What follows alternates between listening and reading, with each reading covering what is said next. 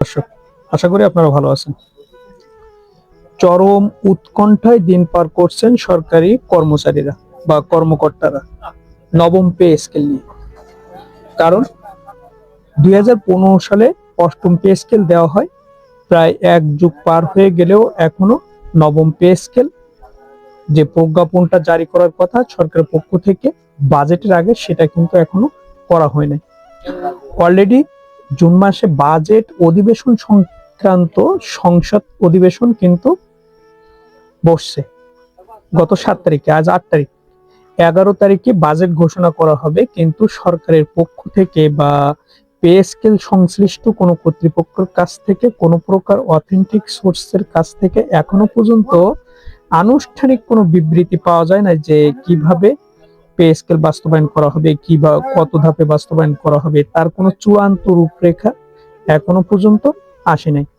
কিন্তু আশার আলো হলো, পে স্কেল যে সচিব কমিটি হয়েছিল, এই সচিব কমিটি তাদের প্রতিবেদন জমা দিয়েছেন, চূড়ান্ত প্রতিবেদন, এবং কিভাবে বাস্তবায়ন করতে হবে সে বিষয়েও কিন্তু সমস্ত রূপরেখা সরকার এবং অর্থ মন্ত্রণালয়ের কাছে দিয়ে দিয়েছেন। কিন্তু অর্থ সচিব এবং এর সাথে সংশ্লিষ্ট, পে স্কেলের সাথে সংশ্লিষ্ট যে সকল কর্তৃপক্ষ আছেন, তারা কিন্তু এখনো এরকম কোনো বিবৃতি দিয়ে নাই যে পে স্কেলটা কিভাবে বাস্তবায়ন হবে।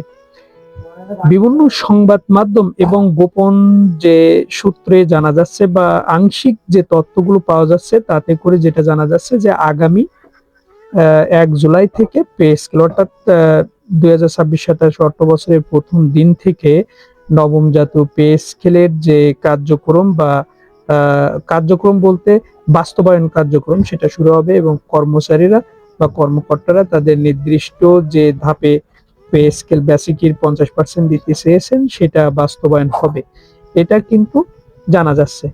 এখন বিষয় হলো, আগামী 11 তারিখ পর্যন্ত আমাদের সকলকে ধৈর্য ধারণ করে থাকতে হবে, বিশেষ করে সরকারি কর্মকর্তা কর্মচারীদের ধৈর্য ধারণ করে থাকতে হবে যে পে স্কেলটা 11 তারিখে কি পর্যায়ে ঘোষণা আসে। যদিও বলা হচ্ছে এবারের বাজেটে চমক থাকবে, তা আমার মনে হয় যেটা, সেটা হলো এই চমকটা কিছু কিছু বিষয়কে নিয়ে, তার ভিতরে পে স্কেল একটা বিষয়।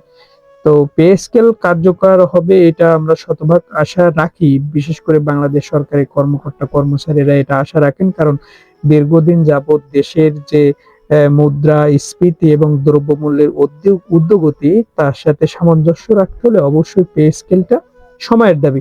এখন বাস্তবায়ন হওয়াটা খুবই জরুরি এবং কার্যকর হওয়াটা খুবই জরুরি। আশা করছি যে আগামী 11 তারিখ যে বাজেট ঘোষণা করবেন অর্থমন্ত্রী, সেখানে এই চমকটাই থাকবেন, এটা আশা করি। বাজেটে পে স্কেল অবশ্যই থাকবে, কারণ এটা সরকারি দল অর্থাৎ জনাব তারেক রহমানের একটা প্রতিশ্রুতি সরকারি কর্মকর্তা কর্মচারীদের প্রতি। প্রিয় দর্শক, ভালো থাকবেন। যদিও চরম উৎকণ্ঠায় কর্মচারীরা। আসসালামু আলাইকুম।